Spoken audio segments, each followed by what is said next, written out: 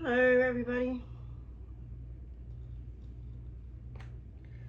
Um, so I put together some of my research and some of my things on spirit traps.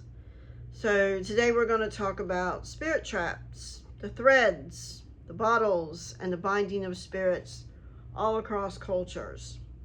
I'm not going to be showing any because any that I have are in working, and I'm not showing that. We all know what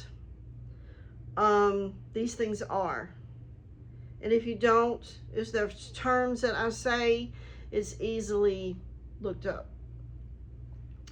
So across the world and across time, humans have shared one persistent belief that spirits move along paths and the magic can interrupt that path, redirect it, or contain that movement. Whether the spirit is understood as a wandering dead, or it's a harmful force, or it's a mischievous entity, or some would say an illness that has been given shape. The logic remains the same. Spirits travel. Spirits follow. Spirits get stuck. And humans, well, we have learned to build the traps.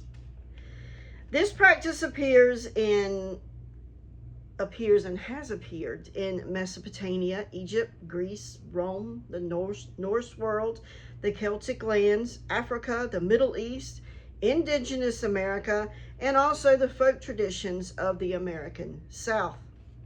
Their persistence across these cultures suggests not mere superstition, but it's a shared understanding of how spirits behave. One of the most universal beliefs is that spirits cannot resist following that thread from one end to the other.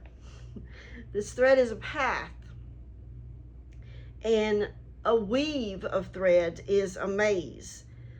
A crossing is a snare, a spiral is a lure.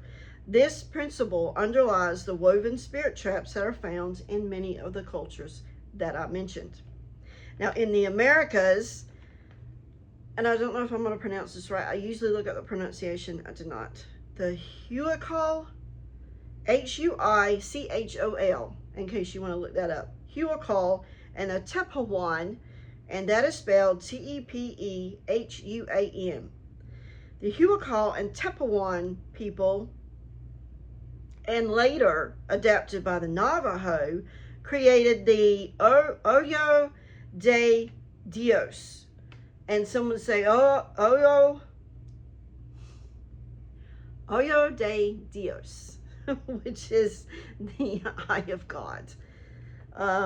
These are the diamond-shaped woven talismans that draw spirits inwards through their color and their pattern. We all know what those look like. And what is really strange about that is that I have seen Christian groups, like especially make these with their youth. Have you seen that before? I have. In Scotland, Rowan crosses wrapped in thread protect thresholds by creating a crossroads that spirits cannot pass. Now, the Rowan cross will be like an equal armed cross, I believe, and then woven kind of like you do the eye of God. Among the Ojibwa, dream catchers weave a web that catches harmful spirits and dissolves them in the morning light. African spirit nets, Navajo weaving lore, and European witch ladders, they all rely on the same kind of logic. A spirit follows the thread, becomes absorbed in the pattern, and then they cannot escape the structure. One rule that I've heard is no knots in the weaving, because a knot would make the spirit stop. So the thread must remain continuous so the spirit follows the line into the pattern and becomes held at the center. Color can strengthen this compulsion. Now, red, blue, and yellow, I have read, are the most common thread colors in this protective weaving. This is the colors of blood, sky, and sun. If the thread is the path, then the wood is the boundary. So the frame of a spirit trap could determine what kind of spirits are repelled, what kind are caught, and how the trap behaves once it is activated.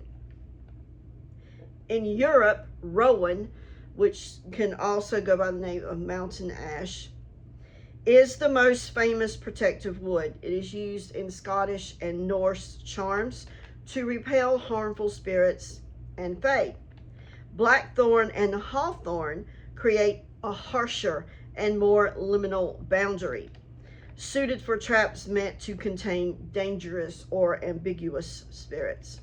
Oak, the king tree, anchors household spirits and establishes authority.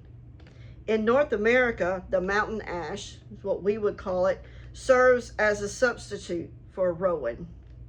I still want a rowan tree. I know it won't grow here, but I still want one. While pine and fir cleanse and repel the wandering dead. How come I always want all the species that will not grow here? Bones, often used in African and indigenous American and European traditions, that adds a death boundary that spirits cannot cross because it's bones of the dead. The wood is the spirit's cage. The thread lures the spirit, the weave will confuse it, and the center catches it, but the wood holds it in. While woven traps rely on pattern, container traps rely on their hollowness. The belief that spirits cannot resist entering the vessel. Clay pots in Mesopotamia, gourd traps in Africa, bone vessels in Europe, and glass bottles in the Middle East. They all operate on the same principle. A spirit enters the vessel and cannot find its way out. This has traveled to the Americas through enslaved Africans merging with European cunning traditions to create the bottle trees and the hank trees of the American South. Now, blue bottles, chosen for their protective color, of course, were hung on the tree branches to catch the wandering spirits. The narrow neck would lure them in, the reflective glass confused them, and the hollow interior would hold them. Now, items were often and are often placed inside the bottles that would strengthen the trap. Maybe some binding herbs or some threads, or thorns, seeds.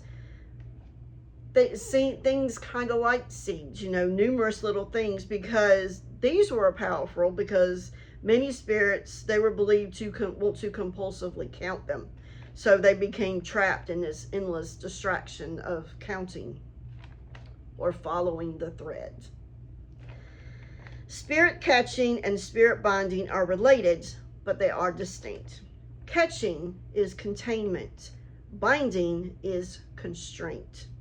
Binding appears in Mesopotamian demon nets, Egyptian execration rituals, Greek curse tablets, Norse runic staves or staves, and Celtic geisa. Once a spirit is caught, it is usually released or destroyed, or it's relocated. It depends on the spirit. There are several different ways. You can burn the trap, destroying both the vessel and the spirit. You can place the trap in sunlight, dissolving the spirit gently, slowly, breaking its shadow nature. Removing the threads and putting it in a bottle or a jar, you're transferring the spirit into a container. Sealing and burning the bottle destroys the spirit, A lot of people say, well, you can't burn glass, but this is things that were done, okay? Burying it returns the spirit to the earth, grounding and containing it indefinitely. So, and then hiding the bottle away somewhere creates a dormancy for the spirits. They cannot, like, you can't destroy them, or you shouldn't be destroying them, so you hide them away or bury them. And the materials are going to differ, of course, with all of these, and with everyone's culture, and with everything that everyone has learned, but the underlying logic is always the same. So that's it for like spirit traps, the threads, the bottles, the bones, the binding, and the different cultures across the world that seem to do the same thing, maybe a little bit differently, but we all do the same thing. I find that very interesting.